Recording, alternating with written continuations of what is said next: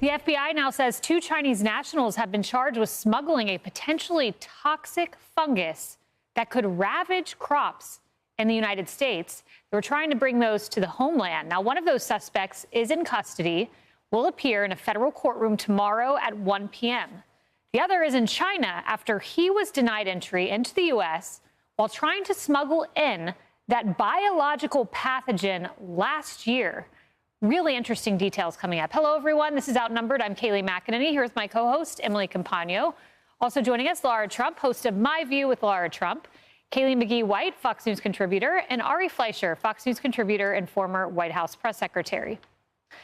Well, the FBI warning Americans that our food supply may be the target of attacks from China. Here's a photo of the fungus found at the Detroit airport last year. It was found in 4 plastic baggies. It was stashed into wads of tissue paper. And authorities say that the toxins cause, quote, vomiting, liver damage, and reproductive defects in both humans and livestock. What were they doing with this? Why were they trying to bring this into our country? Now, according to a U.S. Attorney's office in Michigan, the 34-year-old Chinese researcher who works at the University of Michigan intentionally hid the samples in his backpack because he knew that the restrictions on importing them existed. The professor claims he had hoped to do further research on the fungus at his University of Michigan lab.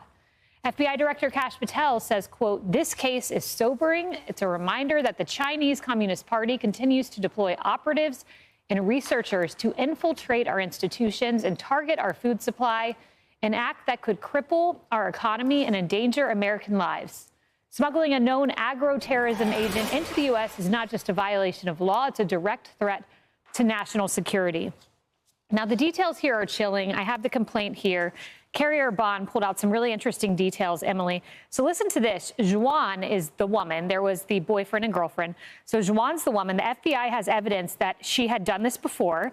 She had worked with someone else to smuggle in the same pathogen. She gave the other person detailed instructions on how to smuggle it in a book and said there are usually no problems. Rest assured, I have mailed these before. So you wonder how many times she's done this. And then she lied on her visa, saying she was studying a topic distinct from the use of this pathogen. This raises all kinds of questions about subterfuge and frequency. Absolutely. Look, this is absolutely frightening. And most frightening is how under the prior administration, this stuff was just swept under the rug in terms of the perceived and actual threat. Now, we know under the Trump first administration that Secretary of State Pompeo deployed a maximum pressure against China in all of those arenas. He saw and articulated that the threats to our intellectual property, our college campuses, our physical military bases, and so much more was profound and real. And if you look at the DOJ history of prosecutions and arrests, it was sky high because they were deploying resources toward this articulated threat. Cut to the Biden administration, and I guess everything's awesome. And now we're seeing the fruits of that investment by the CCP. This is on the heels as well of University of Michigan, other students that were arrested and prosecuted for counter surveillance and so much more. So look, this dovetails in with the topic as well of the visas and the college campuses of the students, right? And over 27% of foreign students being from China. And there's the direct correlation is obviously not China related. It's CCP related.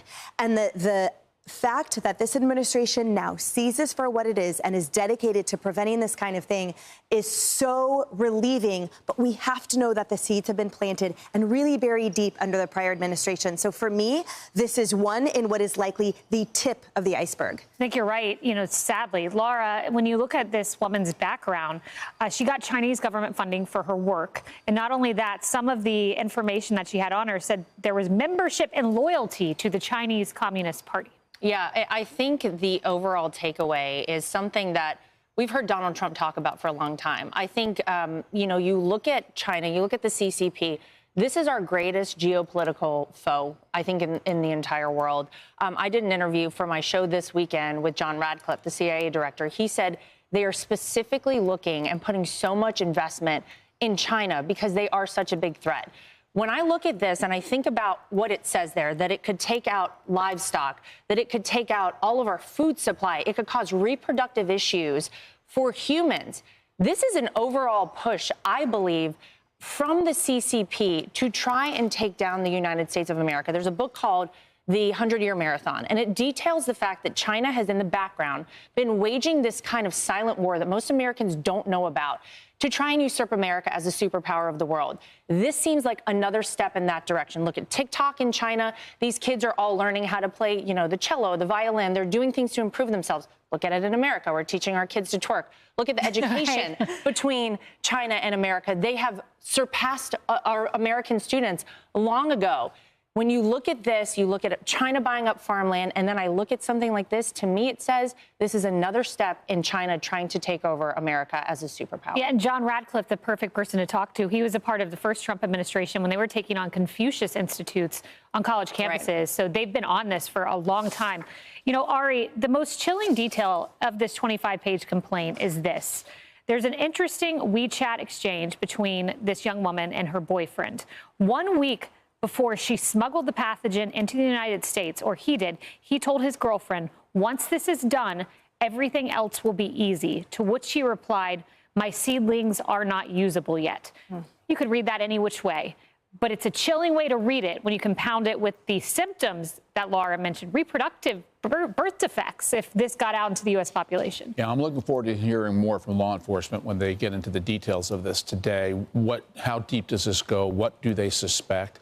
But what this takes me back to is after September 11th. After September 11th, the CIA concluded, and they said to the White House, that it's not a question of if, it's a question of when there will be a second attack. And the second attack that we feared the most and prepared the hardest to prevent was a biological attack, because that can cause the greatest destruction. And don't forget, we're dealing with a China that regularly hacks and infiltrates America's industrial infrastructure. They have made it a state business to get inside American systems, to disrupt them, to steal from us, to take, to harm us, not to mention what they've done with fentanyl to poison us. This is the China we deal with. And if this does turn out to be, if the investigators say, if the Department of Justice reveals that this does appear to be tied to a biological attack, I don't know what the next step has to be with China, because that's an act of war. And we've got to be very cautious. I don't want to overplay this, but as you pointed out, Emily, this is frightening. If they're going to biologically mess with our food supply, we cannot sit back and take this. No, you have to act, and I'm confident the commander-in-chief would act in an appropriate fashion. Kaylee, when you look at this and the events of this week, and then you look at the policies of the Trump administration, President Trump said, I want to look at visas on college campuses with these individuals who are protesting. And then we get that horrific attack where 8 Jewish men and women are burned because of their religion, a guy who overstayed his visa. Then you had Marco Rubio Thursday say, we're going to look at China visas too. And then you get this. I mean, they've been ahead of the ballgame here. And if there's not a footnote to substantiate the policies they're making, if there's not a better one than this, I don't know what will convince people. Well, and Ari asked what the next step is. The next step is to revoke every single Chinese student visa. Keep in mind, this is the second national security-related incident involving a Chinese visa that we've learned about this week. There was another report earlier this week that a student in the University of Michigan, another Chinese national, fled the country after illegally voting in Michigan's election in November. Yeah, right. And he apparently voluntarily released his passport before doing so. But this is a pattern of behavior, and we need to keep in mind that China has a law requiring every single one of its citizens to spy on behalf of the Chinese Communist Party. You see this with some of the details that were revealed in this affidavit, where this researcher was still receiving funding from the Chinese Communist Party to conduct research in the United States. And they are exploiting our visa program to do that. We are essentially holding open the front door to allow our greatest adversary to flood our country with people who are spying on us and undermining our national security.